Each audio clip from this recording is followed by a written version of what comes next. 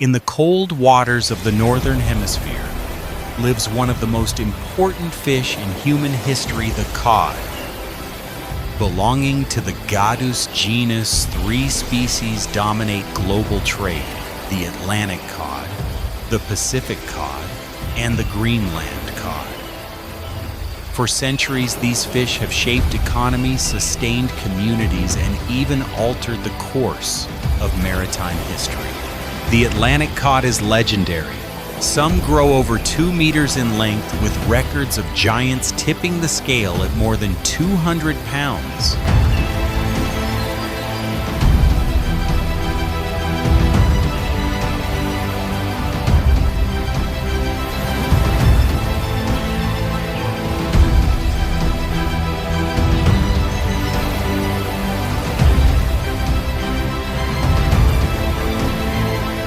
Most weigh between 10 and 25, making them ideal for both local consumption and large-scale export.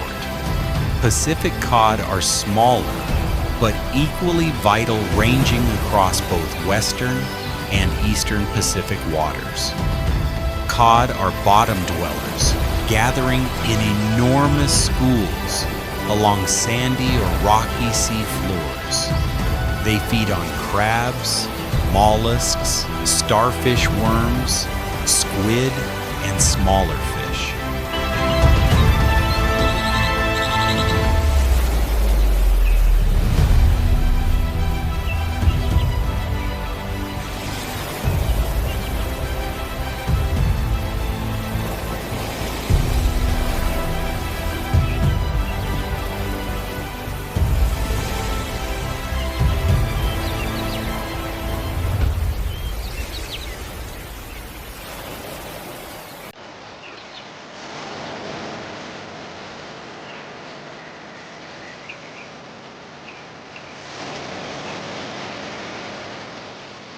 A single female can release millions of eggs during a spawning season, though only a tiny fraction survive to adulthood. Cod's true value is not just biological, but cultural.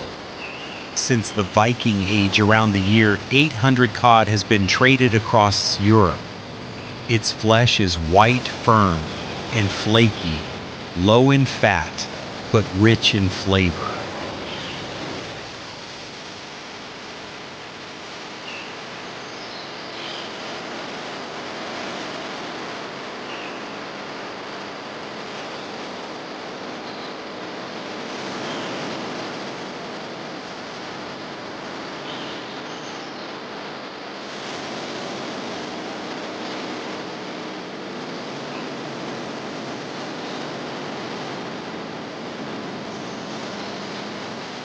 When dried or salted cod could be stored and transported over long distances, feeding armies, monasteries, and entire nations. Cod livers were rendered into oil, once used as medicine, and later as an important dietary supplement. Generations of Europeans relied on this single fish to survive. But abundance has always been fragile. In the 20th century, industrial trawlers began to extract cod in staggering numbers.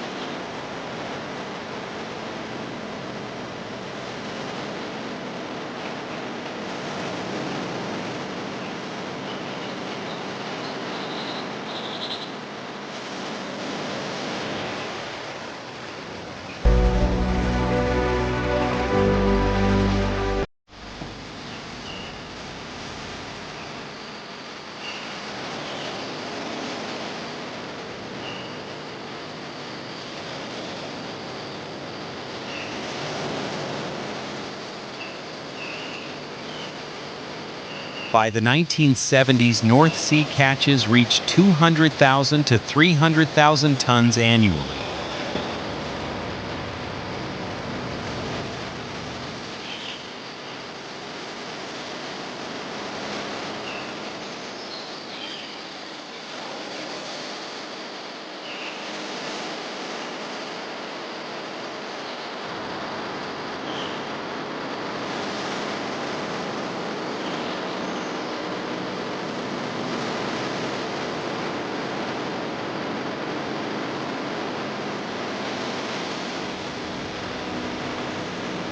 The sea seemed endless, yet beneath the waves stocks dwindled.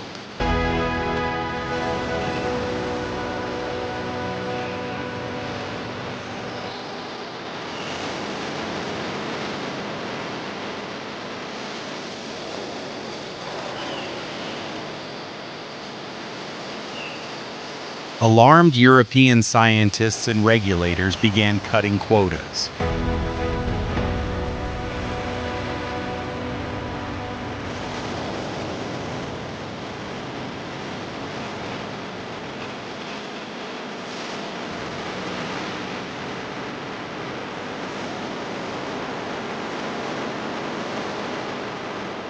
In 2003, international assessments warned that the Atlantic cod population in the North Sea was at risk of collapse.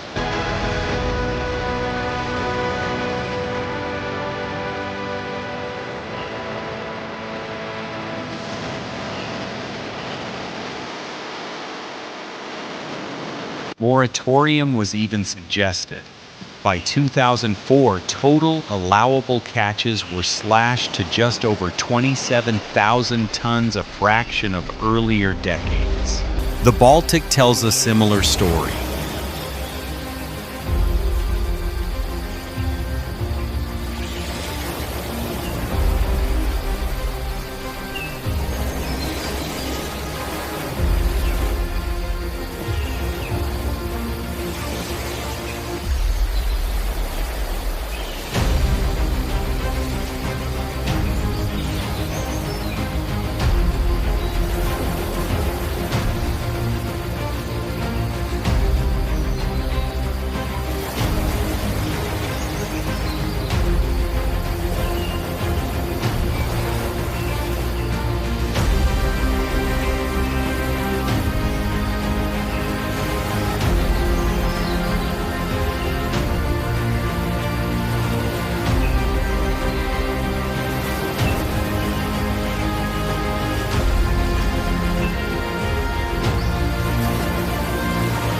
In the 1970s, favorable salinity and oxygen levels boosted cod populations.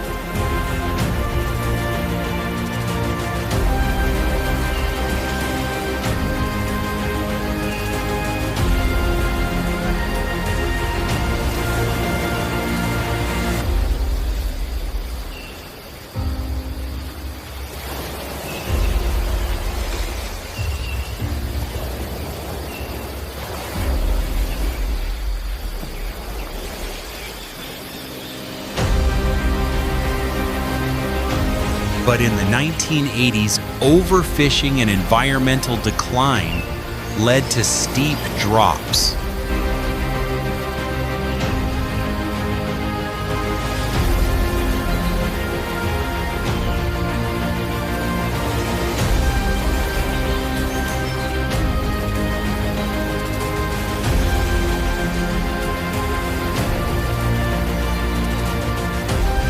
Today, management divides western and eastern Baltic cod between nations like Denmark, Germany, Poland.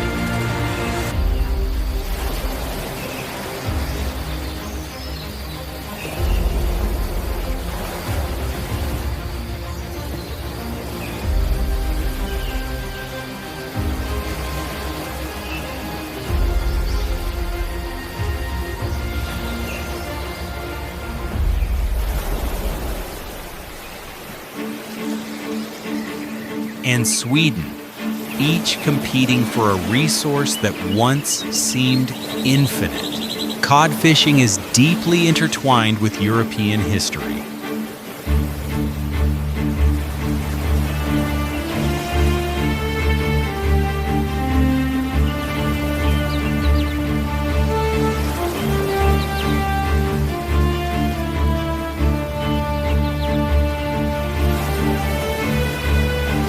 In the Middle Ages, as demand for salted fish grew especially from monasteries observing religious fasting fleets expanded northward.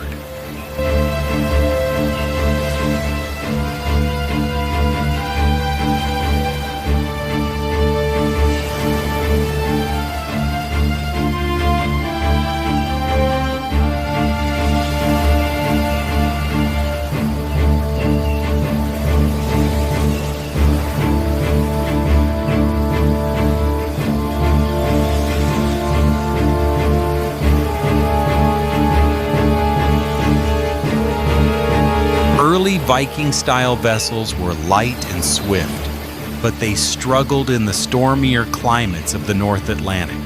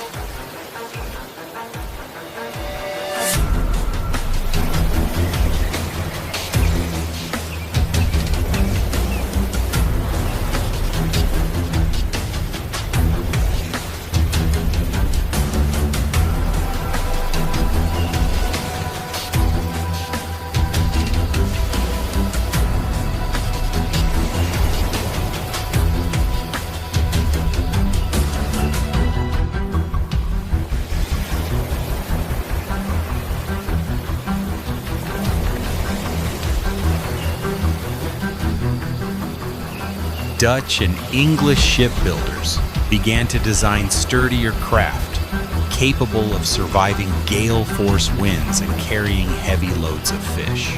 By the early 1400s, English fishermen reached Iceland braving icy seas to return with holds full of cod.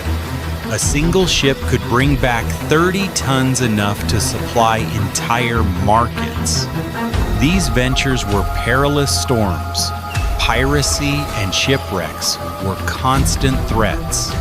But for many coastal communities, the rewards outweighed the risks.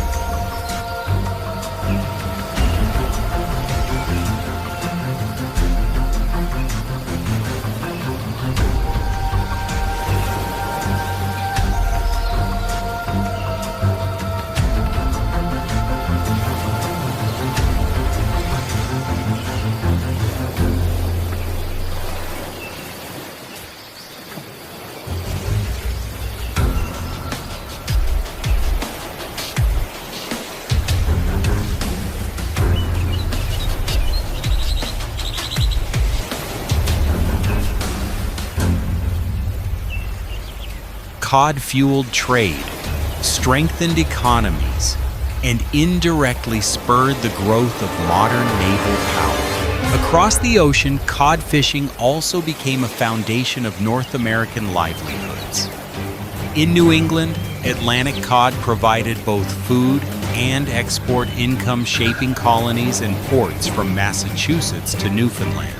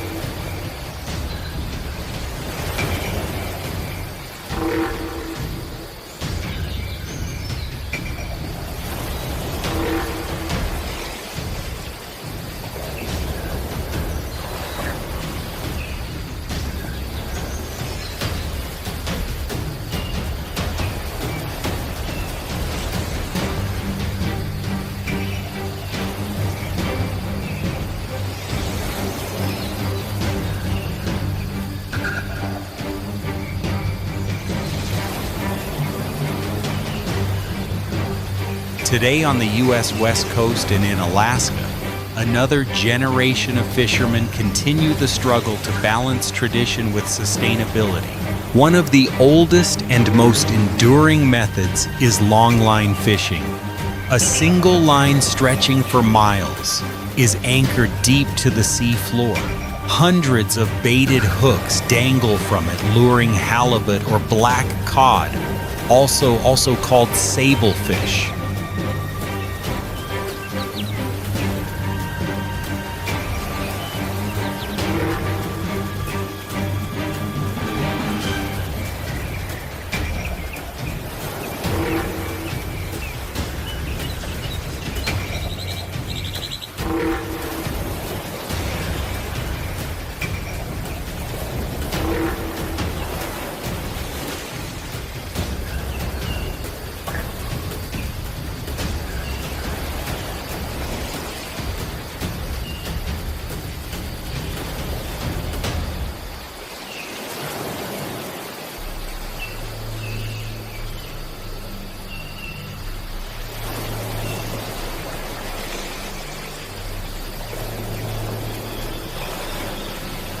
Setting the line requires careful knowledge of depth and ocean topography, and hauling it back demands strength and precision.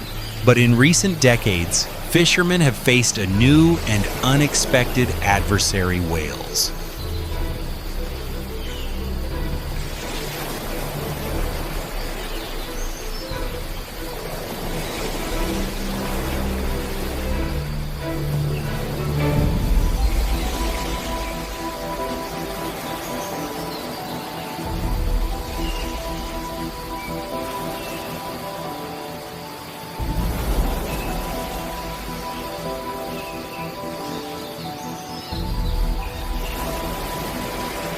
Pods of orcas and sperm whales have learned to follow long-line boats. As crews haul their catch, the whales swoop in, plucking fish neatly off the hooks. What once took hours of back-breaking work is undone in minutes. Some boats lose half their catch, sometimes more, to these clever predators. Even when fishermen relocate, whales often follow, recognizing the sounds of engines and hauling gear. Imagine the frustration: days at sea, fuel spent, gear set, only to feed whales instead of families. The solution emerging from this challenge is known as pot fishing.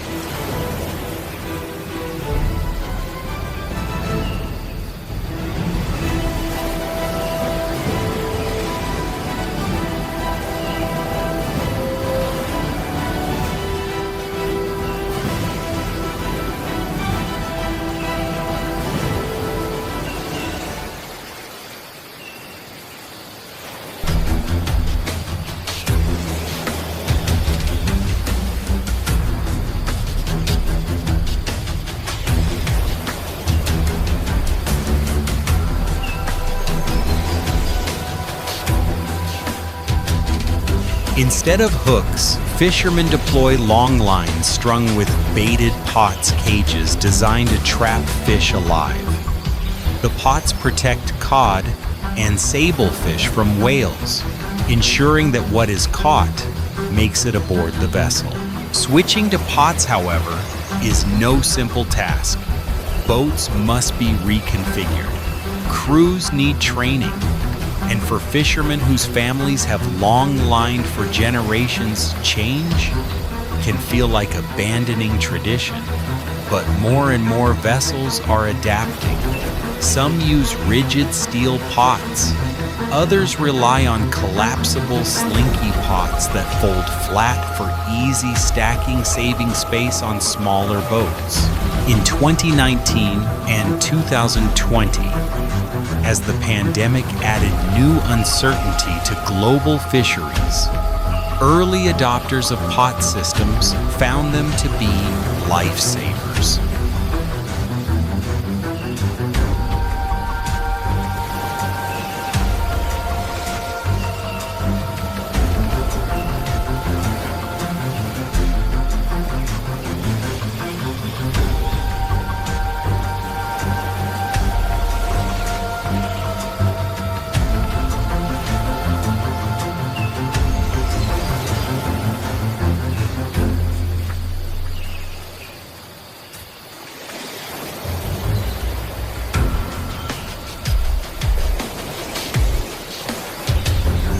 Fishermen who converted to pots not only kept their catch, but also supported sustainability by reducing waste and limiting whale interactions. By protecting fish stocks, they also safeguarded their livelihoods. Cod's story is as much about people as it is about the sea. From Vikings drying cod on rocky shores to medieval monks relying on salted fish to modern Alaskan crews wrestling with whales cod, has sustained communities for more than a millennium. It has inspired new ship designs, reshaped economies, and even driven innovation in fishing technology. Today, the challenge is not just catching cod, but catching it responsibly. Scientists, regulators, and fishermen are working together to balance tradition with conservation. New tools like pot fishing may help ensure that future generations can still experience the taste of cod, the rhythm of fishing seasons, and the bond between humans and the sea. For fishermen like Rich McManus and countless others who grew up on weathered wooden boats, fishing is not just an occupation, it's a way of life. A story passed from fathers to sons, mothers to daughters, carried forward on every tide. Cod is more than just a fish. It is history, livelihood, and legacy, a living link between humanity and the oceans we depend on.